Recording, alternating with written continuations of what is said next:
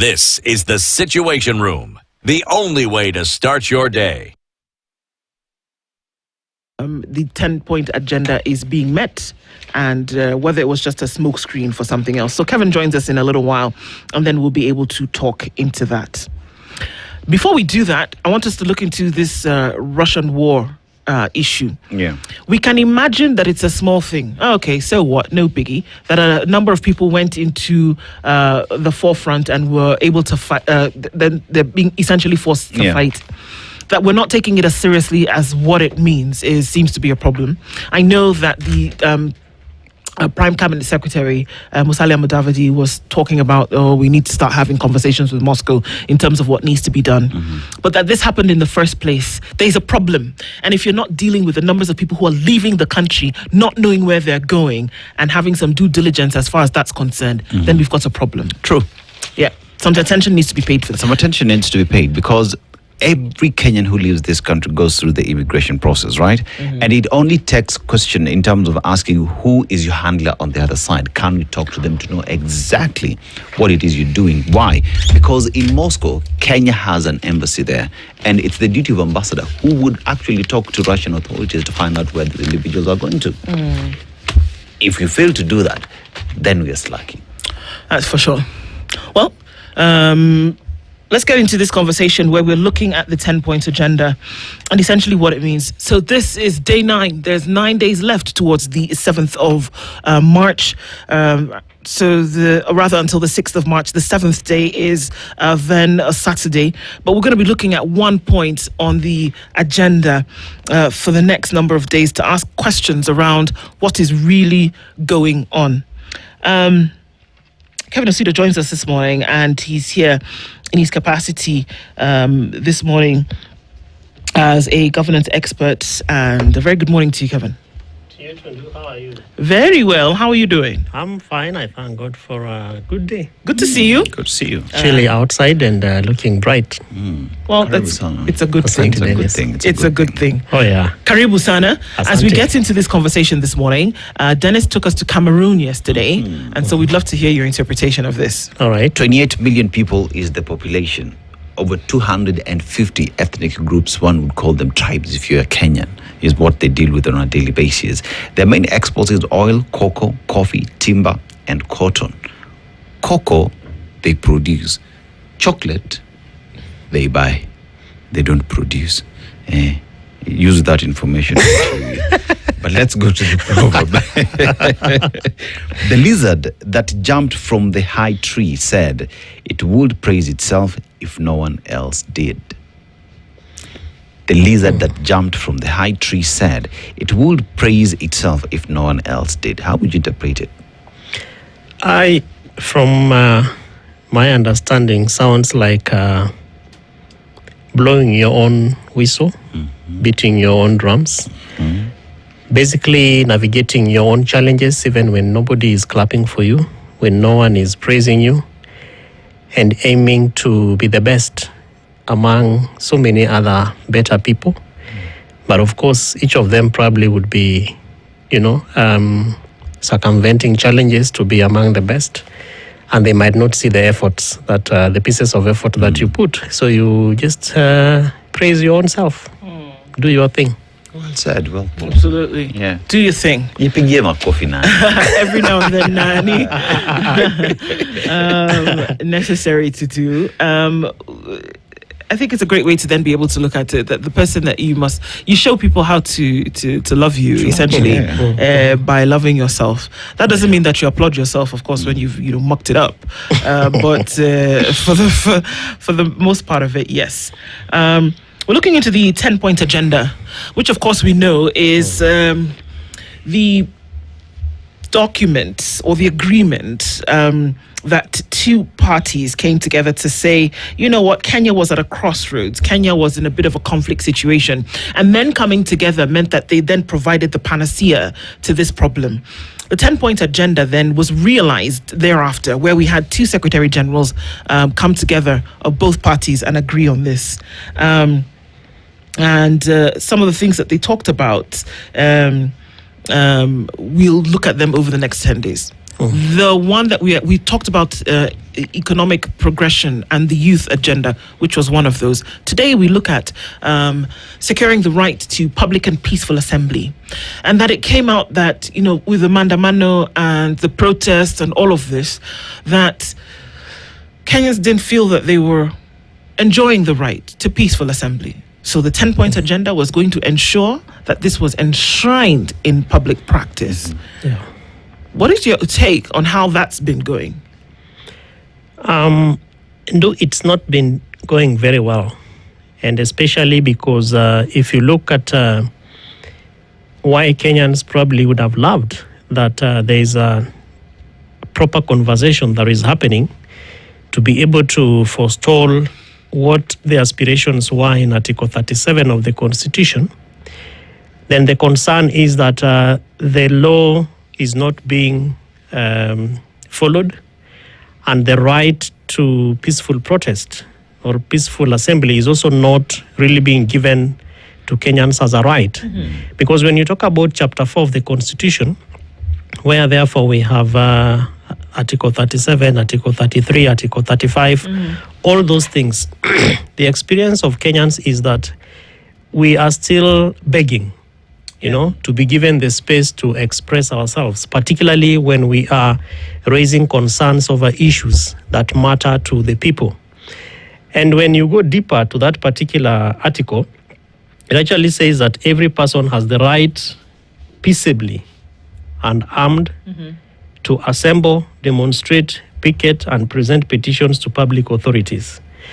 So there has not been a very clear mechanism and opportunity given to Kenyans to be able to break those four different aspects. And that is why, for example, you still see people carrying rungus and machetes in rallies. You still see police coming with tear gas. You see police shooting people with live ammunition. It is not supposed to be done that way.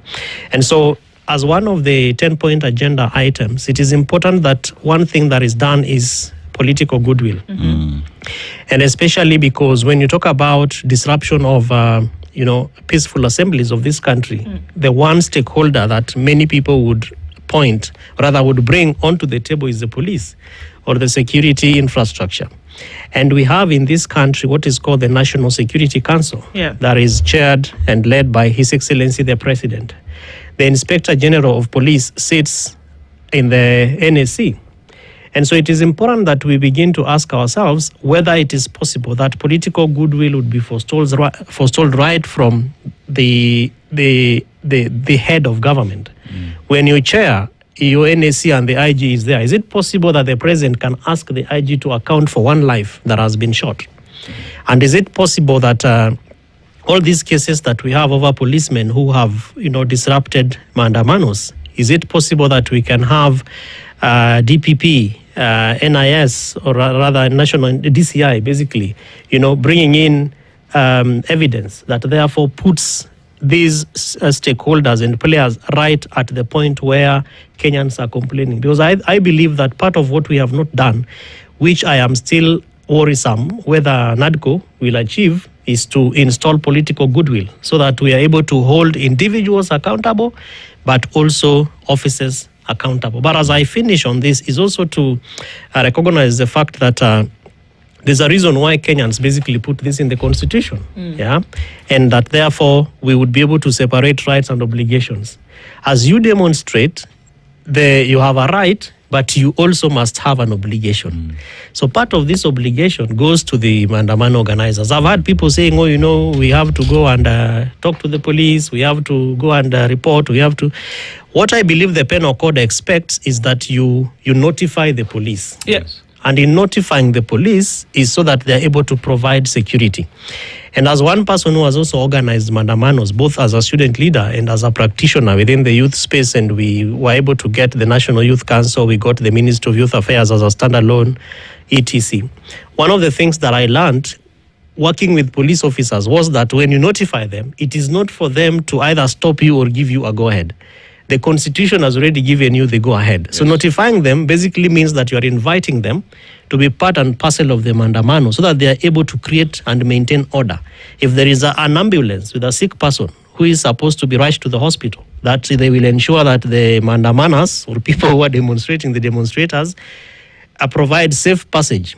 If there is a mama who is not part of the mandamano but needs to go to some place, or a businessman or woman whose business is to go and open a shop and ensure that your work is going on, that all these things would be done, but not that the police would be the one standing and seated there to say, Dennis, sorry, this mandamano is not right. But also the police is supposed to work with these organizers, that if they see somebody holding a machete, somebody carrying a rungu, they are supposed to arrest them peacefully, put them somewhere, and ensure that the law basically takes its course. So we hope that NADCO, in the ongoing conversations, will be able to put the voices of Kenyans right at the center, where the right to peaceful assembly basically applies. You hope that they will? It is a hope, because 2026, do remember, we're here with you and you're asking me, what is your prayer for 2026? And I'm praying for hope. So everything is hope. From the process and what I have seen happening, I do not expect much from the NADCO process. 9 days to go. I believe that the opportunity that Senator Zani and the team have is not being utilized effectively to be able to bring Kenyans to have a one-stop conversation over these perennial issues. So I am hoping, but maybe I am also hoping against hope. Because you see, the reason why Ndu would ask if there is any hope, right, is because we're talking about these 10-point agendas whose deadline is 7th of March, right? Yeah. And during that time, we've seen individuals who've gone to Mandamanos, Kenyans who've gone to picket, to protest, right? And what has happened to them? Despite this body being there, this agreement being there to ensure that Kenyans, right, are given this opportunity. Remember, everything that is in that 10-point agenda are things that the Constitution already has handled. Correct. Right? Yeah. So this is just to buttress what already is there, because one would say our failure to fully implement the Constitution has forced us to have another body to remind us what we ought to do. But even despite having that, still, even in the rallies that happened over the weekend, what did we see? Yeah. Tear gas were lobbed in meetings. Like in Kakamega, the OCPD says he was notified that these individuals were coming there. Why then would we see tear gas lobbed to these individuals? In Kitengela, the same story. In other demonstrations that happen in Nairobi, a police would look you straight in the eye and tell you, I'm sorry, but you're not having this, despite the fact that the Constitution does not tell them to either allow you or deny you. They can only do that if they have done their own assessment and seen, using the intelligence, that it would be unsafe for those who are coming out to do what? To demonstrate. That is never communicated. All you're told is, I am sorry, you will not do that. We have blocked you from doing this. As the deadline comes, have we achieved any, especially this idea of a peaceful assembly? Or was it just another political gimmick for the political class to keep Kenyans at bay? It probably looks like a political gimmick and a promise that might not see light of day. And especially because if you look at the spirit behind the NADCO process, it was supposed to provide some space for peaceful negotiations between the president and the then opposition, so the former Prime Minister, right, Honorable Raila Amolo Odinga, may God rest his soul in peace. But if you look at the kind of spirit that they had, that therefore was expected to move into, even in the processing of the NADCO process, I don't think that spirit is there. And that's in my assumptions that the spirit might be missing. You look at the donations, the narratives that either side of the political divide is carrying. So the question, therefore, that the NADCO team needs to really provide to Kenyans is the so what. So how do we move forward? And that is where my hope becomes, probably bears some sense of hopelessness, because that so what aspect of it is not coming out. They are not responding to the politics, because when a politician speaks, many times we imagine that they are speaking for the people. And so when they ask, 7th is here, what have you done? It is the same thing that the people would ask them in town hall meetings and say, this issue of right to peaceful assembly, what have you done over it? And honestly, despite some court rulings and processes that have gone on, particularly where policemen have been charged, I still do not think that we will stop the interferences that we have seen, that has particularly the attacks that have been meted to Kenyans by security personnel when it comes to peaceful assembly. Not, of course, to really imagine that nothing good can come out of that process. But remember that what that law expects, or rather Article 37 expects, that you have the spirit, or rather the space to also present a petition. And in most of these demonstrations, of course, we have had narratives being said, tunataka wafanye hivi, sisi kama vijana ni hivi. But that, in a sense, might not be, might not be presented anywhere as a petition. So to whom are you petitioning, and what is the petition? And that's why I was saying that even as we continue to look at what the NADCO team will do, the responsibility also bears, there's some sense of responsibility that the people who organize mandamanos also must have. So that on the 10th day post the NADCO process, we can say we submitted this petition to so and so, and there's nothing that has been done about it. And that is why we went to the streets. I liked how I saw Mheshimiwa Babu Owino and Honorable Senator Sifuna in Kitengela, seated with the family of one gentleman who was shot in Kitengela. But as a practitioner and somebody who is interested in progressive processes, I would love to see a letter written, say, for example, to the OCPD of, Yes. Kitengela to be able to demand accountability. Because when you have live ammunition, and some of the questions that are being asked are very valid. Who owns, tear gas in this town? Who owns live bullets in this town? It is the police, whether they are expired or not. So what we're saying is that if you're going to have a tear gas canister, if you're going to have live ammunition, if you're going to then be able to wield a gun with ammunition, the only place that you would have gotten this is from the police. Precisely. And you have a CS for Interior who is actually the vanguard of the police. Yeah. The police service falls directly under him. Yeah. And we're talking about GSU, we're talking about administration police, talking about NYS, we're talking about the Forest Service, we're talking about General Police. They all fall under this Interior Ministry. Yes. We know this, a national administration. So 1 + 1 in this case is very clearly 2. If somebody had a tear gas canister, which is used for, ammunition. Yeah. If somebody has a bullet and you don't have a licensed firearm, for example, then the only place that you would have gotten this is from the police. And you should then have some kind of order where if something is released from the, what do they call it? Armory. Thank you. That somebody would have signed it out, or somebody would have agreed to its release. Yes.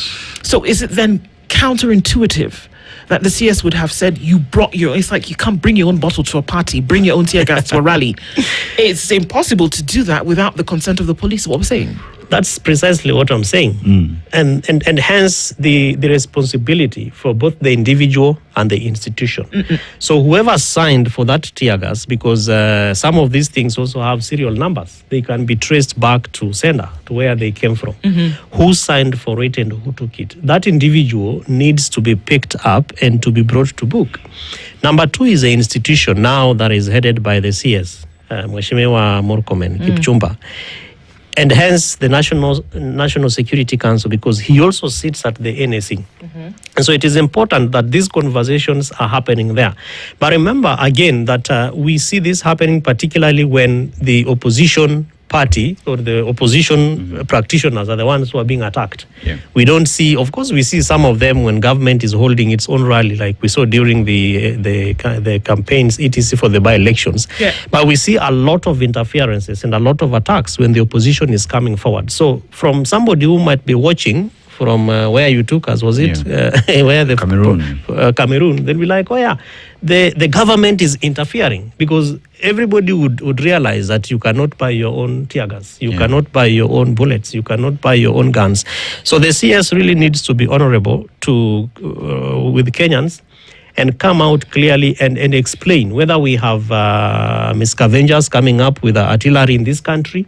Who would that be, and what action are they taking? Before we even begin to ask our representatives to begin to be asking the CS to either account or to resign, because in certain jurisdictions, one life becomes too much to be lost in a political rally. And a cabinet secretary or a minister at that point in that jurisdiction would actually be not even asked. You'd honorably just step aside because you have lost one life. In Kenya, it becomes so difficult because of the manner in which politics also comes to the fore. But the most important thing is that we have laws that therefore safeguard the interests of Kenyans and even the right of those who are out there demonstrating. So it is an appeal to the CS to come forward and really take this matter as a very serious early warning sign, even as we head towards the next general elections, because we cannot be losing one life every week until the remaining, I think, is now 17 months to the 2027 general election. Those lives are going to be too many. So the CS, Mheshimiwa Kipchumba, come forward, present some sense of willingness to protect the lives of Kenyans from your actions, from your narratives. And when somebody says shoot to the leg, piga risasi kwa mguu, we want to see the CS coming forward and saying the artillery we have is not for Kenyans, so for killing Kenyans. And that way you will be presenting the space of hope and the space of confidence that Kenyans will have, especially when it comes to protecting their lives, protecting their property, which is also a responsibility bestowed to the National Police Service. Indeed. Let's take a break at this point. We're talking about the 10-point agenda, which there's a committee that will establish the full, it's attempting to establish the full implementation of the 10-point agenda, with the NADCO report being number one on that list, the full establishment and implementation of it. Today, what we're looking at is the right to peaceful and public assembly by the people of Kenya, whether that is actually being entrenched and whether this team will be able to come out on the end of the day and to ensure that that's actually being done. For all intents and purposes, we're seeing that perhaps that's not happening at the moment in Kenya. Let's talk about how people who attend these assemblies then, how they will be held accountable and how they are responsible. Kevin Osido is here with us this morning. We continue with this conversation when we take a short break. We'll be back after this. Don't go away. This is the Situation Room, the only way to start your day. Some of those have ended in death, injury, loss of life, loss of property, just total disillusionment when it comes to what people are actually assembling for. So if we see that, which is a glaring opposite to what this point on the agenda is, can we say that the work is actually being done? And while you think about that, what's the responsibility of the citizen, of the person who goes to these rallies, who attends these assemblies? Can I go and listen to?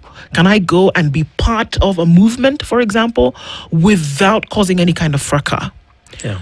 What's the responsibility of people? So here we are. Can we say it's really being entrenched? And what is the role of those who attend, of those of us who go for these assemblies?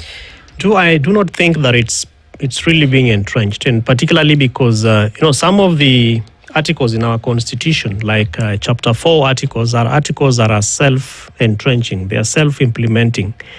When you say right to peaceful assembly, it means that you have a right. And that article basically goes further, even to, clearly describe what you are supposed to do. So what is this peaceful assembly? What is this picketing? And how are you supposed to behave? But to the extent that we see a lot of violence, particularly from the people who are supposed to be protecting the demonstrators, the protesters, it does not look as if the right is being entrenched, despite this, the fact that the spirit of the Constitution expects that it is supposed to be entrenched.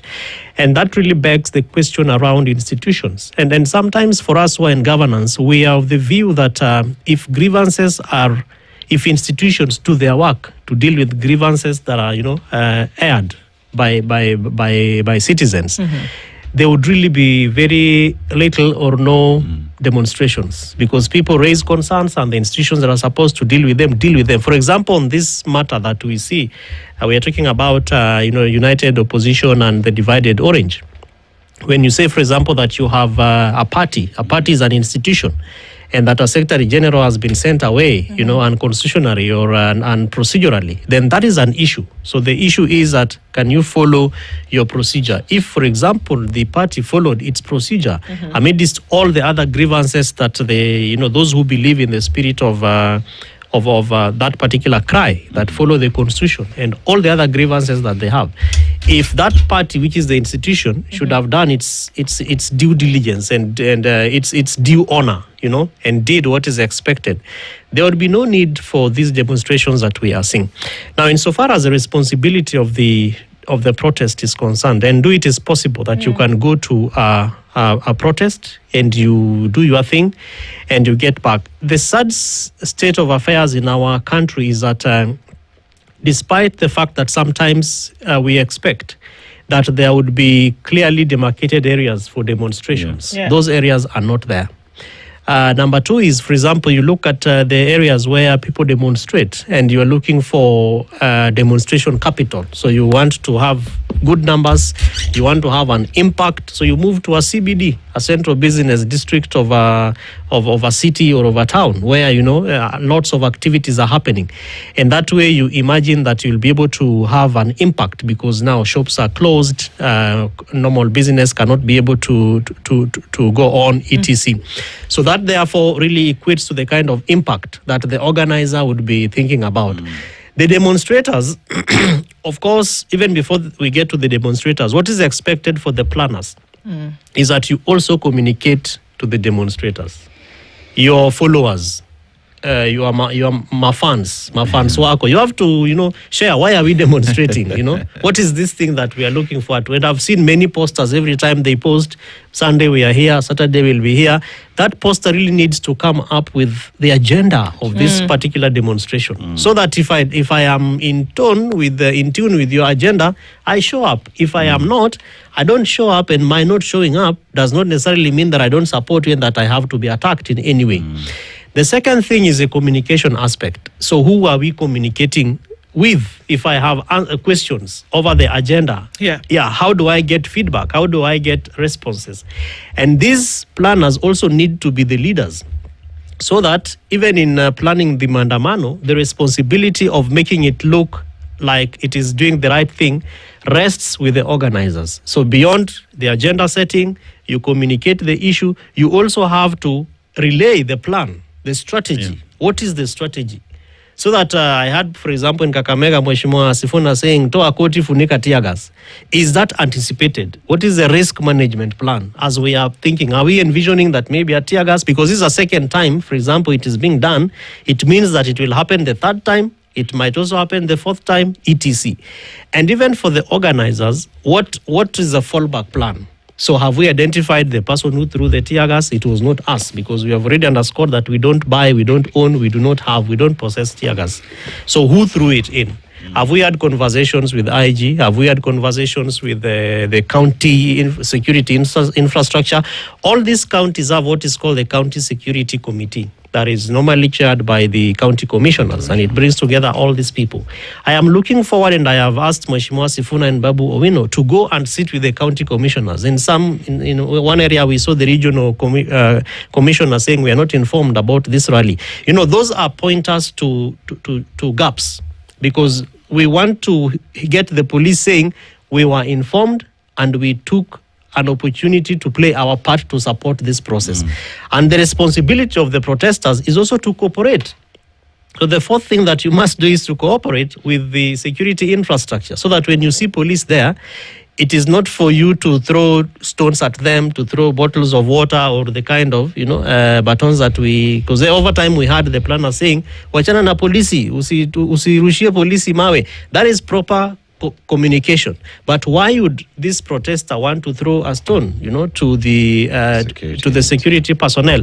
And the responsibility, again, or rather the duty of the security personnel is also not to come in your plainclothes police, plainclothes attire. If you are a police officer and you are coming in to maintain law and order, please be in uniform, so that we are also able to tell who you are. But if you show up in, some camouflage, you already become a suspect and you're a threat to our peaceful assembly. And you see, we talk about that, and there's different facets in this entire conversation, right? So there is the position that the police would take in terms of, we've been notified, ours is provide security, and pretty much even have a discussion with the organizers with regard to the route that they will be taking, so that perhaps businesses are not affected, to their final holding point where petitions will be handled and all that. But that does not happen in the country. I remember remember immediately after 2010, when demonstrations were happening, and I remember that was the conversation, that ours is to go sit down with the police, agree on a certain route that we will take until a petition is delivered. Yeah. But that conversation died then, when we started implementing the constitution. Yeah. But here then comes a position where, with the police knowing their role in these mandamanos, right, knowing their role in offering security in this space, do they exercise their independence as police? Does the IG exercise his independence as the IG of police? Because there is fear that the IG seems to be getting orders from officers above him, yet that ought not to be the situation. As well as, again, we talk about the organizers of this protest. Do they come up with a proper plan? This is where we will start our demonstration. This is our agenda. Our demonstrators have understood what it is we are doing. This is the route plan when we're going for demonstrations, as well as talking to their fellow protesters on what to do, what not to do. In case of an emergency, this is the number to call. In case of a problem, we have an ambulance that we've organized is somewhere. In case of any problem, we have spoken to the IG. This is the police officer. This is their number. During what? During this protest. Yeah. Are these conversations that we are having, we are not having, or perhaps these are things that this 10-point agenda should have been seen discussing? And that's really the point, Dennis, because what the NADCO team should be helping Kenyans to be able to derive out of these points, particularly on a right to peaceful assembly, which we are discussing today, is the confidence that I can actually walk into a police station and sit with the OCPD and discuss a route. Yes. Yeah, that spirit, that chance, that space is not there, because you walk in there and already there is notice that we plan to go and a manner. So when you go as a group of organizers to the police station, you already suspicious. Profiled, You've already been profiled, and already you get people there who probably are not willing to receive you very peacefully. And that is a kind of tone that we see over and over and over again, because it is important, Dennis, that conversation takes place, because interestingly, we know what is called police divisions, or basically command, that there are also boundaries within a city. Yes. So, for example, Kileleshwa Police Command will draw from this boundary to this boundary. When you get to EACC, you are no longer from Kilimani, you are getting into Central Police. So it therefore means that if you are demonstrating from Ngong Road and you are coming into town, if you had conversations with the command at Ngong Road, that is Kilimani probably, when you get to EACC, they are supposed to pass you over so that it is not the same police officers who are now coming to exercise jurisdiction that is not theirs, because that is not their command. But that space to have such a very important conversation does not happen, because you can share a number, but that number stops at EACC, which is the boundary of this police division to another. So you get into CBD, for example, if you're using Nairobi as a plot of the demonstration, and you meet with anti-riot police officers, and they start lobbing tear gas because they have a right to say we were not informed. So that space to have such constructive conversations has not been given. It has not been created, and that is what the NADCO team. We are glad that they are talking to the big boys, the big girls, and all those people up there. Those people don't go to the streets. They must engage with the citizens and help citizens understand that the culture that the NADCO is coming up, the NADCO process is coming up with, is one where we have consultations, one where we have conversations, one where we are able to have discussions that therefore are able to bear fruit. And that way, you will have even people who have ambulances also volunteering to come and be part and parcel of the demonstration. As you demonstrate, there will be ambulances actually behind you in case there is an emergency. Somebody could faint, not necessarily because anything can happen. Not because a tear gas has been lobbed, or because a gun has been cocked and shot, but health issues, you are there and you have some, health issues, you basically faint. You need somebody who can be able to help recover or take care of that particular emergency. In many cases, we don't see that happening because we don't have conversations. Already the ambulance owner is threatened. My ambulance will be will be stoned, they will destroy it. Many things will happen. And it's a culture that really, as a country, the NADCO team now needs to be able to help us, particularly also in the second thing, which is sharing of petitions. The organizers and the protesters must also be able to sit and agree. Because when I said, for example, that we have held successful mandamanos, we used to meet, and our point of meeting was a PCA, St. Andrew's PCA Church, with youth. I remember when we did a mandamano that saw the National Youth Council put in place. Yeah. We were over 4,000 youth on the streets of Nairobi. The CS Ababu Namwamba was, the minister for youth then was Mheshimiwa Ababu Namwamba. The assistant minister was Machakos Governor Wavinya Ndeti. And we had a plan. We knew what we wanted. We drew a petition and we said, within this number of days, this is what we want to see happening. So if that kind of a conversation is also shared with the protesters, it becomes very easy. In the event that somebody is arrested and is asked, mbona unaandamana, they are also able to say that we are on the streets because we want this to be done, that to be done. And also the other thing is the routing. This is the routing, drawing of the route and discussing it that we are talking about has to end to a place. It has to stop somewhere. That is where you submit the petition. And that petition also has to be effectively communicated.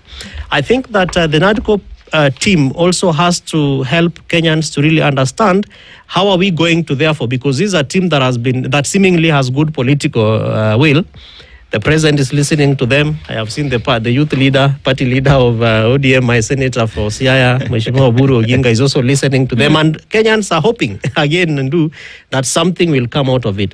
In the same manner, let them speak to the city planners of the 47 counties. If we wanted to demonstrate, where do we go to? Nairobi used to be Uhuru Park. Uhuru Park these days is cordoned. It has been properly, uplifted, and they are doing very nice. You can no longer demonstrate to Uhuru Park. So where do you go to?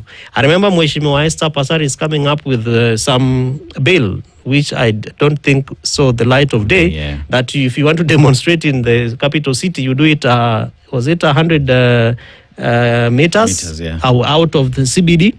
So where would that be? Would it be Parklands, kwa market huko? Would it be Kangundo Road? Would it be, now we have Talanta Stadium on Ngong Road? Where would this demonstration, be headed to? So those are conversations that I believe that the NADCO team, because of their goodwill now that they have, they need to also help Kenyans understand. If you want to demonstrate in Siaya, and a Hindi Garden, where we saw, for example, the rally of ODM, is right at the center of town. It means that if that was to happen on a Tuesday, there would be no business taking place. And even the children who crisscross from one estate to another going to their schools, they would not go to their schools. So it is important that we are able to derive really what would this kind of demonstration look like. As I finish, I think in certain parts of the world, there are clear mechanisms. You have police even escorting you. Yes, they are properly fitted. They are in their full gear, but they will not interfere until and unless you want to break, a protected infrastructure. So that example that you give then makes me buffers my question a little bit, because you can see that such processes are protected because there is an intent for the meaningfulness of such gatherings to be felt out. Precisely. I don't imagine that this implementation committee, beyond the task that they have been given, actually could give a toss about whether there are meaningful gatherings, a public, peaceful assembly. It's about, it's brick and mortar. We've been given this thing to do, let's do it. Because if you really did, you'd be talking about entrenching. Because when you say, Kevin, that they should make sure that they are making people understand, it has to come from a place of desire. There's got to be the will. But this is a phase of ticking a box and say, okay, did we sit? How many meetings did we have? Did we get this thing done here? Yeah. Because you can see that police are escorting people. If you walk through the streets of Paris, I think in Paris there is a protest every single day over the kind of pencil that you use in school, for crying out loud. So it's because they've understood that people have a right that is constitutionally entrenched. They can come out and speak, and if somebody listens, they can get something done about it. Precisely. But here, when we talk about, we still have this notion that people coming into the streets have come to destroy, they've come to make noise, they've come to disrupt business, without looking at the substance. Process, absolutely, the substance of the political development that one would imagine a protest then brings about. How do we get there? Because if we are asking that this committee, from what we've seen, this committee is the one that's going to vanguard the process of what peaceful assembly looks like. Yeah. Oh my God, you'd sooner have a Mason bake a cake. I know, right? Because, and it really begs the question around the spirit of the implementation committee. And that's why for some of us, even in the sector, that's public benefit organization sector, otherwise called civil society, we are worried about the post-implementation committee because we do not see a very clear framework that has been put in place to be able to birth this process into implementation. You're calling it implementation committee, but you're only reviewing a report, which of course is overdue. Many things that should have been done, some of them being constitutional, like boundaries, it is despite IEBC's recommendations and sentiments over this. But really beyond the committee's timeline, it's not very clear how we are going to follow through. And especially because, as Ndu says, it will be hard for them to be the ones to birth right to peaceful assembly, whereas the kind of history that we have had is one where tunajua for maandamano to be peaceful lazima kuwe na nini na tear gas, but must a life be lost? So for me, what I see is again it again goes back to personal accountability. The police who threw that tear gas, the institution of the police has really to tell us this thing was thrown by Kevin Osido. And these are the actions that we have taken against Kevin because we don't want it to happen again tomorrow. We have had planners and organizers saying after Ramadan, we are going to Mombasa, or after this rally, we are going to this other rally. It means, therefore, that these are things that we'll continue to see as we head towards the general election. Do we want to see tear gas being, lobbed? Do we want to see lives being lost? That is purely what NADCO should be helping us to understand. And as part of the discussions that they'll be having, or they should have with the IG of police and CS Interior, and indeed even Mheshimiwa Raymond, my good friend, is really to instill the authority of the National Police Service. Because if it is a service, let that service be felt by Kenyans. As it is right now, the service is indeed a force. And that is why some Kenyans would really be worried about even walking into a police station to report something very suspicious. You see something lying somewhere that looks like a grenade. And you are so afraid because when you walk to the police station, you will be the first suspect. Where will unajuaje ni hivyo? So a lot of things that this team really have to help us deal with. I reckon, and this comes from a point of respect, that we do not need that committee. You know why? Because Kenyans gave them that right when they voted for the Constitution 2010. And every other individual, like police service, they know they are a service and not a force. The IG knows he is independent. The political class know what role they have to play. Kenyans know their role. It is just that over time, we have bastardized the Constitution and the chapters in the Constitution, that realizing the very simple thing in the Constitution becomes very difficult because we do not have political goodwill to implement the Constitution. That today, if we implemented the Constitution to the word, we would not be having all these committees to help us look at a report. Yet the Constitution is the report card that you already have. Yeah. Very true, Dennis. And in fact, Article 1 of the Constitution, it gives all sovereign power, including the power of this particular implementation committee, to the people. To the people. And as much as, of course, there are mechanisms to be able to exercise that right, Kenyans expect that their feelings, their ambitions, their aspirations really need to be and must be in tandem with such kind of institutions that have been put in place. But it really begs really the call around even the kind of training that our police servicemen and women go through. That when we talk about peaceful demonstrations, how does the curriculum of training of the police look like? So that when we say that we want to instill non-violent demonstrations and peaceful assembly, is that part of what our policemen and women go through? Yeah. Is it something that this committee now would really bother, to look at? Because I agree, and I reckon that every good thing that Kenyans would want for Kenya has already been provided, including the curriculum, including very good police officers, because right inside those who are lobbing tear gases and shooting people are very good police officers who will stop and say, this is our country. For some reason, they always send the worst. Yeah. and so there's a lot of work that the committee has to do. There's a lot that really has to go through the entire infrastructure, including even understanding the right to peaceful assembly. What is it? As espoused in Article 37 of our Constitution. But even moving it forward is, what are the stakeholders and the partners that are supposed to be part and parcel of these demonstrations and the protests that we are having? I believe that the moment is right for us to think about this and to really look at it, especially because of the context that we find ourselves in. Electoral campaigns are coming up, very heated, very lethal, as we have seen from the by-elections. So it is important that as people assemble, that the partners and the stakeholders that are supposed to make them peaceful really exercise that peaceful assembly, both from the duty bearers and also the right holders. Because failure to do that, we are going to continue losing lives. We will continue having equipment destroyed because those things are very costly. They cost a lot of money. So assets are going to be lost. And especially for politics, business is not going to be as usual, in the sense that we are going to lose monies that we are supposed to raise from whichever areas those campaigns are happening, just because we have failed to abide by the spirit and the letter of the Constitution. Yeah. Well, we've done 2 now, and it's not such a good mark in terms of then what's going to happen after the 10 points will be looked at. Necessary for us to then be able to open this up and look at it with surgical precision here in terms of what was really meant for the country. Was it a smokescreen to get people to pay attention to something different?